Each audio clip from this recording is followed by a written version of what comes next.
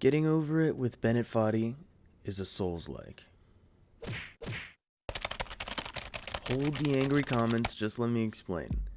Of course, I'm not suggesting that Getting Over It fits the description of a traditional Souls-like. It has no combat, no stamina management system, and no dodge roll. I'm merely suggesting that deep down on a spiritual level, if you will, both games achieve a very similar emotional reaction from the player.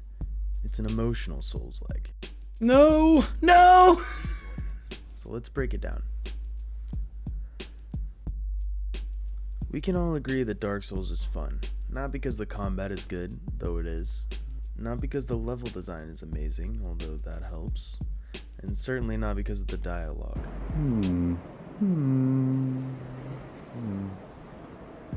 Dark Souls is fun because of the overwhelming dopamine rush that comes when you finally overcome a challenge that you failed many, many times. Maybe you're already starting to see the connections here. There we go, stick to the landing, baby. When you fail at something over and over again, the payoff builds up like water behind a dam. Every time you fail a given challenge and you grow more frustrated, your eventual dopamine hit grows larger. All it takes is that one sweet successful run to open the floodgates and feel that feeling of victory washing over you. Let's go! Once you've experienced that feeling, it becomes almost impossible to stop chasing it. But I could quit whenever I want. The result is a gameplay loop that, when boiled down to its most basic, looks like this. The player is expected to fail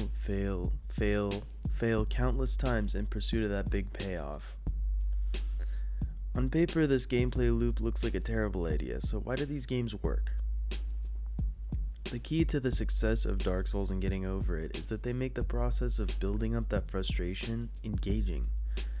Whether it's slowly grinding to level up your character and finally show the Taurus demon who's boss, or dragging yourself along while Bennett oscillates between taunting you and dropping tidbits of ancient wisdom. Both games are inexplicably able to keep the players coming back for more punishment without inducing rage quits. Well, usually without inducing rage quits. This is a dumb game. People that play this game are dumb. So the magic lies in a careful balance between ruthlessly breaking the player down but also keeping them coming back through the pain in search of that reward. Every Dark Souls boss perfectly captures this balance, as does every obstacle on the mountain in Getting Over It. And though you may find yourself attempting any given obstacle or boss dozens of times, eventually you'll find that the areas leading up to that challenge become easier and easier, until at some point, the hollows and undead berg that used to kill you frequently or make you waste your healing items can now be dispatched with relative ease. Or this wall that used to take minutes to scale now only takes seconds. These micro examples are symbolic of what's going on in the game at a macro scale. You face challenges repeatedly until they are no longer challenges.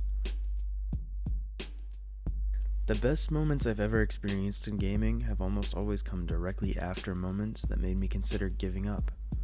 The clip you're about to see came after 96 attempts at a single boss fight, over the course of 3 days and one genuine rage quit. Mikiri. Chat. Who said 96? Who said 96? Oh, go get him, get him! Let's go! Who said 96? Oh. The joy I felt in that moment was the most intense feeling a game has ever evoked for me. And there's a very good reason for that. The frustration leading up to that victory was the second most intense feeling a game has ever evoked. I bashed my head against the wall for days, live on my stream, until finally I decided to put down the game and move on to something else. It was too hard for me. I was never going to beat that boss.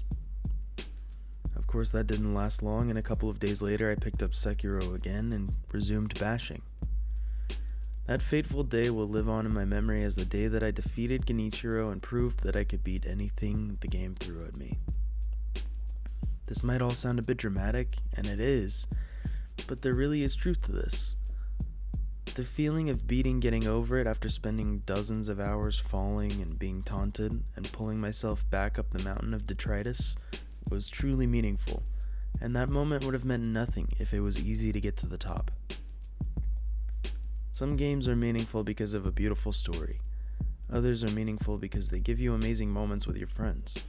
But the most meaningful games to me are the ones that take me on a journey of failure, growth, and finally success. Getting over it and Dark Souls are not alone in this category. Not by a long shot. But I believe they share the same DNA, the same philosophy, despite being so wildly different. And I think there's something beautiful about that.